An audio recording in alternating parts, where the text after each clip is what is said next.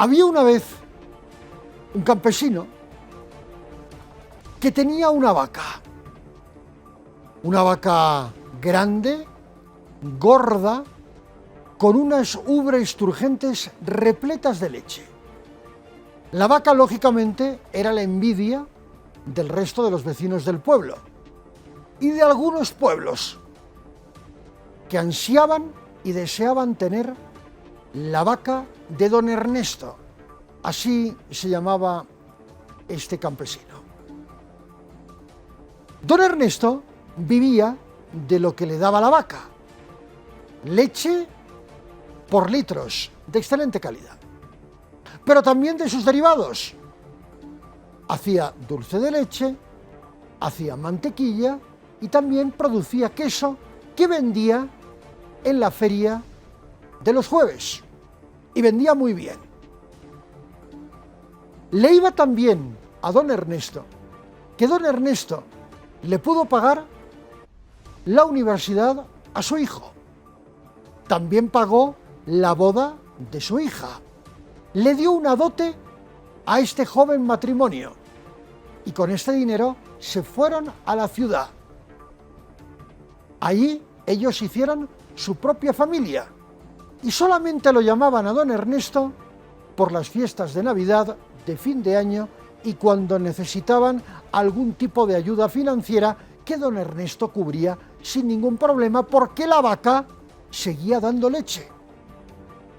Bien, a todo esto, a don Ernesto, algunos vecinos envidiosos se le acercaban y le pedían favores.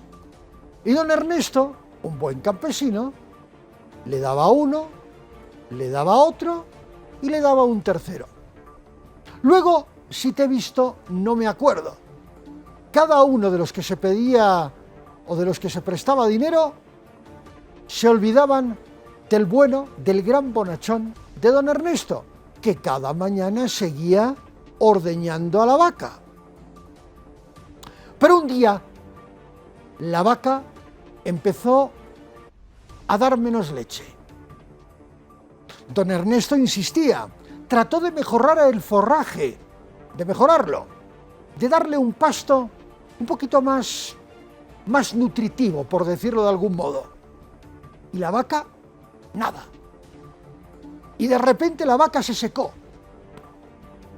Y de repente ya no había queso, ya no había leche, ya no había dulce de leche y por supuesto tampoco había mantequilla. Don Ernesto reúne a su mujer, a sus hijos pequeños, que eran los únicos que le quedaban en casa, y les pregunta: ¿qué hacemos con la vaca? La mujer, siempre más lúcida que el hombre, le dice: a esta vaca hay que sacrificarla porque ya no da más leche y hay que carnearla, porque si no, nos moriremos de hambre. Ya no tenemos nada más. No producimos más que lácteos derivados de la vaca. Y la vaca ya, las ubres de la vaca están muy secas. Con todo el dolor del mundo, don Ernesto decide sacrificar a la vaca, una vaca grande, potente, pero invita a la parrillada a todo el pueblo. Y comen durante 2 días. Al tercer día, ya no había ni huesos para los perros.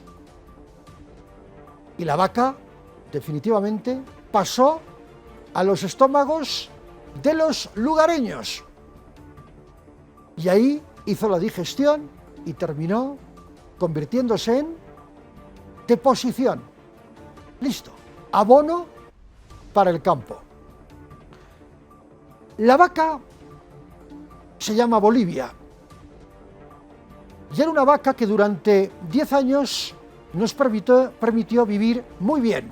Bonanza económica, buen precio para las exportaciones sobre todo, y podíamos equilibrar lo que se llama el superávit fiscal. Es decir, recibíamos más ingresos de lo que exportábamos que de lo que importábamos. Por lo tanto, había un superávit fiscal. Pero de repente, por los vaivenes del mercado, por diferentes circunstancias de la historia macroeconómica de los últimos 15 a 20 años, Bolivia empezó a producir menos gas, nuestra vaca. Y entonces empezamos a recibir menos dinero del gas que exportábamos. Junto a esto también cayó el precio de otras exportaciones tradicionales bolivianas. Y entonces, en lugar de tener superávit, empezamos a tener déficit fiscal, que es cuando el Estado boliviano recibe menos dinero del que exporta. En ese entonces, estamos hablando del gobierno de Evo Morales, la bonanza fue menguando y evidentemente llegamos a acumular 15.500 millones de dólares de reservas internacionales. Pero ¿qué pasa cuando no llegas a fin de mes y tienes ahorros? Normalmente recurres a esos ahorros para ir pagando cuentas. Y esto es lo que nos ha pasado. Las cuentas las hemos estado pagando en dólares. Y los dólares se han ido. No es que alguien se los haya farreado, sino que simplemente se han ido pagando cuentas que debíamos. Y tienes un déficit fiscal. Para pagar el déficit fiscal, nos hemos ido quedando sin divisas americanas. ¿Qué pasó en marzo del año pasado? Corrió el rumor de que iba a haber una escasez total de dólares. ¿Y qué hizo la gente? Los especuladores se fueron a los bancos y sacaron la mayor cantidad de dólares que pudieron. Algunas personas los tienen en casa, otras personas han invertido ese dinero y otra gente, una minoría, ha sacado este dinero fuera del país. Resultado, no hay dólares en el sistema financiero boliviano, aunque de acuerdo al Ministerio de Economía hay más de 300 millones de dólares en los bancos, rayando los 600. Pregunta número 1. ¿Por qué los bancos no los ponen a disponibilidad de los bolivianos? ¿Por qué?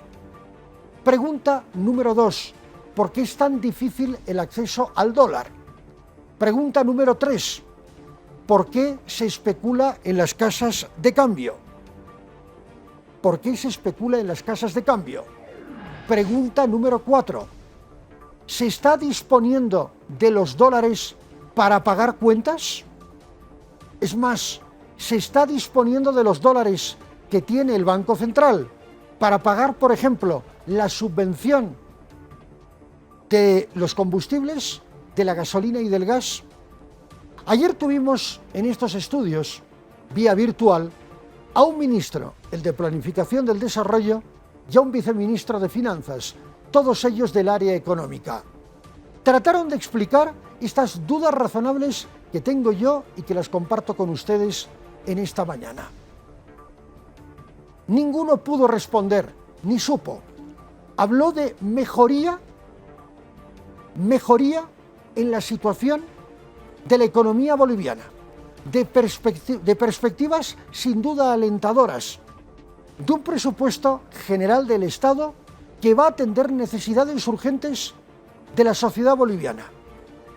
Pero en ningún momento se puso una fecha o se dijo cuándo se iba a normalizar la situación del dólar en el país, simplemente porque no lo saben. No lo saben, no tienen ese control. Y al no tener ese control, se genera especulación, se genera incertidumbre y se genera molestia. Los exportadores bolivianos hacen negocios en dólares. La mayor parte de vehículos y de viviendas, como valor patrimonial, se evalúan en dólares, se valoran en dólares, no en bolivianos. Cuando usted se quiere comprar un auto de segunda mano, por ejemplo, nadie le va a poner el precio en bolivianos, lo hacen en dólares. Lo hacen en dólares, y lo propio los alquileres, algunos de ellos, y los anticréticos, y los negocios. El ministro Montenegro, y cierro con esto, ha señalado que hay tratativas muy avanzadas con el principal banco de China. Todo esto, estamos hablando del ICBC, uno de los principales, por no decir el banco más importante de China. Todo esto para empezar a hacer negocios en yuanes. Al ministro Montenegro, con todo el respeto fraterno del mundo, hay que recordarle que los negocios en el mundo mundial se hacen en dólares y todavía no se hacen en yuanes. Es bueno abrirnos a otro tipo de moneda, sin duda ninguna, pero ministro, los negocios a día de hoy se hacen en dólares.